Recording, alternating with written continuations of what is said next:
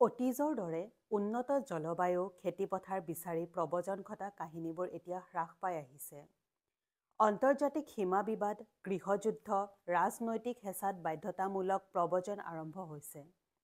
ধৰ্মৰ বাবে, জনসংখ্যা বৃদ্ধিৰ বাবে, কৰ্মসংস্থানৰ সন্ধানত প্ৰাকৃতিক দুৰ্যোগত মানুহ গাঁৱৰ পৰা চহৰ, চহৰৰ পৰা আন ৰাজ্য বা দেশলৈ বাধ্য হৈছে যাবলৈ। প্ৰাকৃতিক দুৰ্যোগবোৰো মানৱসৃষ্ট হ'বলৈ আৰম্ভ কৰিছে।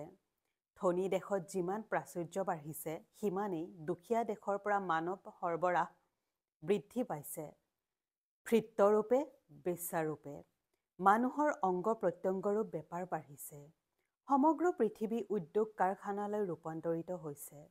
প্ৰেম, সহানুভূতি অঘৰী হৈছে। মানুহ কচাইখানাৰ মুৰ্গী, পঠা, ছাগলী হৈছে। বৰফ দি চালান দিয়া মাছবোৰ হৈছে।